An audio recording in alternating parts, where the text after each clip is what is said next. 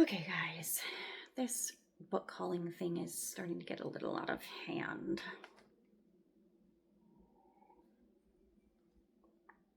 Yeah, I hold some more books. I was intending for this to be a, to be a video that took longer to create than it did. So, yeah, but here we go. And here we are. Welcome to my channel, In Search of Wonder. My name is Anne, and apparently I've hauled a lot of books recently.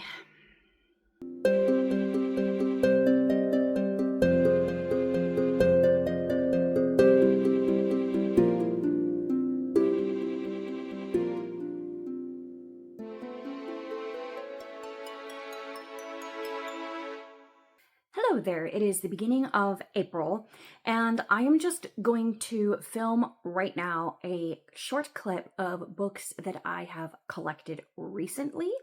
And as soon as I have enough clips to constitute a full video, then I will post this. So this is just the beginning of my haul for this month or 2 months, whatever. I'm not sure, kind of depends on the rate on which I pick up books, okay? I went to a thrift store recently, the Salvation Army near me, and it is one of my favorite places to pick up books because they have a lot there and they are cheap. So I love going there and seeing what I can find. I try to go like once a month-ish because I always find something there, almost always.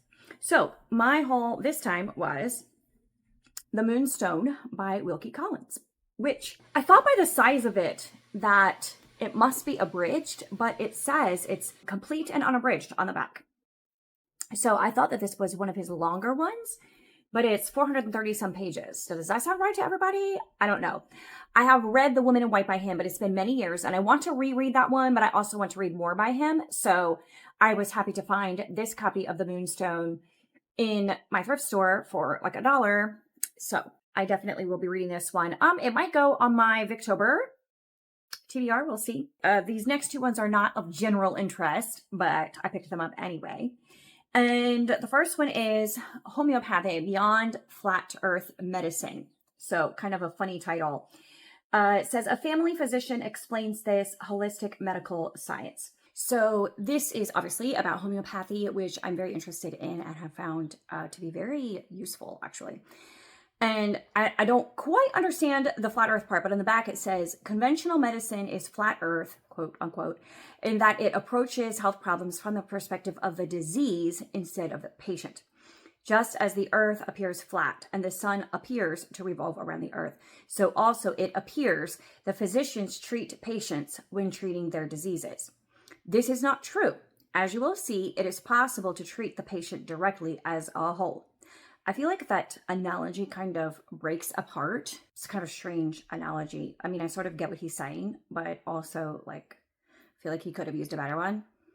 But anyways, I mean, I don't disagree with his point. I just don't understand the correlation. Anyway, that is neither here nor there.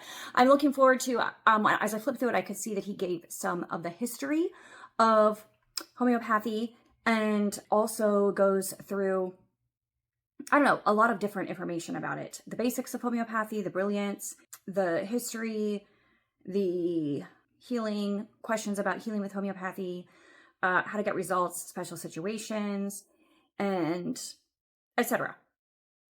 So I have a really good guidebook for homeopathy that I use quite frequently as a reference. But this, I think, will give me a lot of additional information that might give me a better foundation, because I feel like I always just have to flip through that book and find a piece of information I'm looking for, the book that I have, the homeopathy guide that I have, and then I kind of have to do a little guesswork. So I'm hoping that that book will give me a little bit of a surer foundation. I also want to take, there are some classes online that you can take about homeopathy, and I've signed up for a couple of them and never taken them, so I need to do that. This one also will not be of general interest. This was Melodia, a course in sight singing solfeggio. And I'm always looking for resources for my students. So sure, I could make up these little patterns and things, but it's way easier just to use what someone else has already made. So I like that it is progressive, and this in particular will be very useful in my middle school classes. So that doesn't necessarily go on my shelf at home. That's going to go to work with me. And then the other day, I got a surprise in the mail. So thank you so much, Chrissy. She is such a sweetheart at Chrissy's Purple Library. She sent me Set the Stars Alight by Amanda Dykes. Amanda Dykes is one of my all-time favorite Christian authors. Like Francine Rivers is right up there also. Amazing. Amanda Dykes, I just love her style of writing so much. So beautiful. And I am on a quest to collect all of her books. And I believe this one makes her collection complete in my library. So that is very exciting. And thank you, Chrissy, so much for sending that to me. And it was such a wonderful surprise to get that in the mail. So that is going to go along with the rest of my Amanda Dykes collection on my shelf. So that is my haul for today. I'll be back, who knows when, the next time I have enough books to share with you. Well, I have another stack here to show you. So we just got back from vacation, and this is the end of the first full week in April, and I picked up a few things to show you. So, first of all, we were in Gettysburg on our vacation, and we were wandering around the downtown, and I had seen when I was looking on Google Maps that they had a used bookstore in the library. I have heard of such things, but I have never been to one. However, I knew that our time was limited in the downtown area, and I didn't want to take up all of our time with, going to used bookstores in the library. I mean, that's my favorite way to spend vacation, but not necessarily everybody else in my family. However, as we were walking around downtown, first of all, it was a Monday, so not everything was open. Secondly, it was getting to the time where things were starting to close. So again, not a lot was open, not a lot to do, and we had a little bit of time. So I felt free as we were walking by the library to say, oh, hey, let's pop in here. And so I went into the bookstore at the library, which was so fun, and I think every library should have one. And I found a few things, naturally. First of all, a couple of things that I thought were particularly appropriate for the location. So I saw them as souvenirs. And the first one is Lincoln in the Bardo by George Saunders. Now, actually, I had first heard of this book when we went to Ford's Theater a year or two ago with my family. And this is about when Abraham Lincoln's son died. And I've been wanting to read something from George Saunders for a long time. I just haven't yet. So this book went on my radar at that point in time. It kind of went on my eventual TBR, but I just never had actually picked it up or read it. And then it was at this used bookstore for like $2 or something. So I thought, perfect opportunity. Plus, Gettysburg is famously associated with Abraham Lincoln because he gave his Gettysburg Address there, which so many people have memorized in their elementary school days, at least I know I did. So anyway, I thought that that was an appropriate souvenir from there. And then I got this really interesting book. Now, this is a vintage copy, and the dust jacket is kind of worn. This is what it looks like under the dust jacket. Let's see, when was it published? Look at the map on the end pages. When was this published? Let's see, 1980. So this was published in 1980. Oh, look at the back cover. So the title is A Civil War Courtship, The Letters of Edwin Weller from Antietam to Atlanta, edited by William Walton. And the blurb says, it is 1862. The Civil War is 1 year old. Edwin Weller of the small town of Havana, New York, goes off to war. He leaves behind an attractive young woman, Antoinette Watkins. The two are friends, just friends. Within a month, Ed Weller finds himself in the bloodiest battle of the war, Antietam. Chancellorsville and Gettysburg follow, then a posting to Sherman's army, Atlanta, Savannah, Richmond. By now, the two are engaged to be married. Through the years, they have written to each other. Her letters were lost. His tell of the soldier's lot and sound now like conversation overheard. A Civil War Courtship is a special book, an American love story from an age we have lost, an age torn by strife, but also sustained by the strengths that gave ordinary men and women the courage to look forward, to plan their lives for happier days.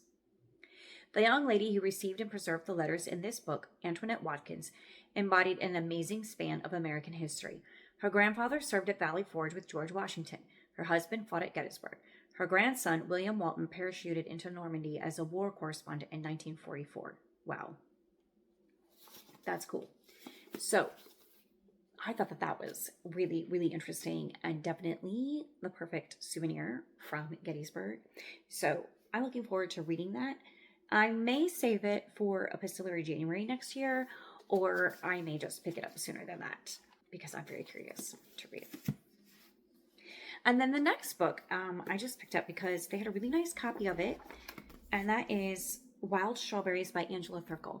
And I first heard about, I think it was this specific book, but definitely this author from Jen and Jen's Reading Life. And she spoke of it in such glowing terms, or the author in particular, that I recognized that, and the cover looked familiar to me. I'm pretty sure it's one of the books that she had talked about by this author. And again, something that went on my radar at the time that I heard her talking about it, and just keeping my eyes peeled for it. So I saw this beautiful copy, and it was like $1. So I went ahead and got it. That is Wild Strawberries by Angela Thirkell. And it says, pretty impecunious Mary Preston, newly arrived as a guest of her Aunt Agnes at the magnificent wooded estate of Washwater, falls head over heels for handsome playboy David Leslie. Meanwhile, Agnes and her mother, the eccentric matriarch Lady Emily, have hopes of a different, more suitable match for Mary. At the lavish Rushwater dance party, her future happiness hangs in the balance. And this was first published in the 1930s. So I am looking forward to reading that. And then we went to Lancaster, and in a thrift store there, they had a lot of Christian fiction and nonfiction, but a lot of it was either kind of old, or I already had it, or I wasn't particularly interested in it. But they did have this copy of The Pursuit of God by A.W. Tozer for $1. And I have this on my Kindle, but I don't have a physical copy of it. And I am thinking, like, I want to reread this one sooner rather than later. So it would be nice to have a physical copy that I can mark up. So despite the fact that I definitely don't need to be adding anything to my Christian nonfiction shelf, I decided to pick this one up. At least I've already read it, so it's not going on my TBR per se. I want to reread it eventually, but I have read it, and it was good. So there's a reason to have it. And then also in Lancaster, we picked up a couple of card games. So first of all, my in-laws were there with us, and it was my mother-in-law's birthday, and so we were having ice cream, cake and everything, and celebrating her birthday. But then we were in the hotel room, and we kind of didn't have anything to do, and there were too many people in the pool. We were going to go swimming, but there were too many people in this small pool. We didn't feel like doing that.